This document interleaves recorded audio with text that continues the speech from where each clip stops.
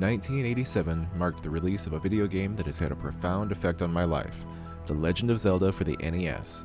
But little did I know, only 2 years later, that would lead me to another game with almost as much influence. I just wouldn't realize it until nearly 30 years later. This is the story of how I found, lost, and then found again the magic that is the ancient land of Ys. It was 1990. A much younger me was visiting the shopping mall with my parents. No matter what else was going on, one store I simply had to visit every time we went was the game store. At this point, I don't recall if it was Babbage's, Software Etc., or one of the other video game shops that used to exist.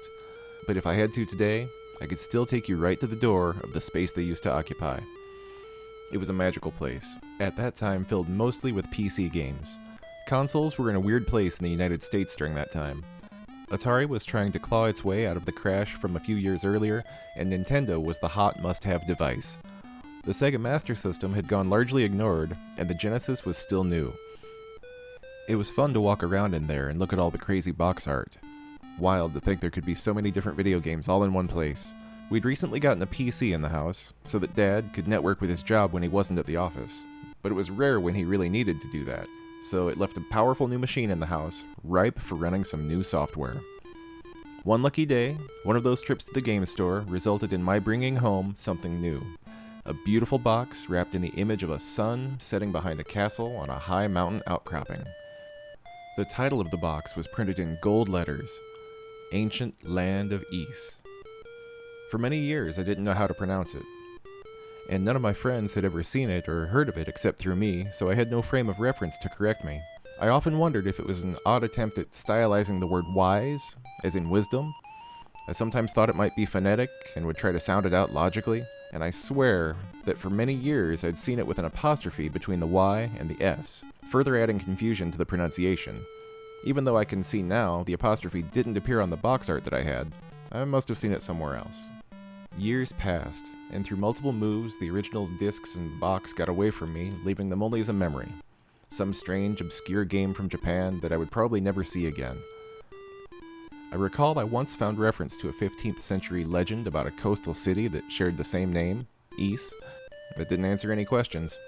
It was, after all, before the convenience of the internet and Google and mobile devices that could answer nearly any question you have, no matter how obscure, in 2 minutes flat. Life got complicated while growing up, as life often does, and I found myself entirely removed from the world of video games for several years. I practically missed the 7th generation of consoles, but when an art form like video games is so much a part of your history, it never really goes away. And eventually, I found my way back. Flash forward to 2017, and the launch of the Nintendo Switch. Nearly impossible to acquire, I was able to track one down about a week after its March 3rd release. And I was once again feeling the awe and wonder of exploring Hyrule thanks to Breath of the Wild. There were so many moments in that game that made me feel exactly the way I did as a kid, exploring the original game all those years earlier.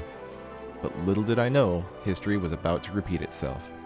About a year after getting the console, I recall sitting down to watch a Nintendo Direct, excited to see what new games were coming out. Needless to say, I was floored when I saw the trailer for Ys 8 Lacrimosa of Dana. Wait, Ys still existed? And I just heard a professional pronounce the name out loud for the very first time after basically 28 years? This was absolutely magic.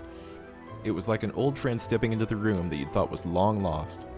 The graphics were outstanding, they were colorful, they were vibrant, the character models looked great, I couldn't believe my eyes. And 8? There were 8 of them? I was absolutely baffled as to how I could have missed so many releases. Spoiler alert, there were way more than just 8 games in the series by then. I was thrilled, and I knew it was going to be a day one purchase.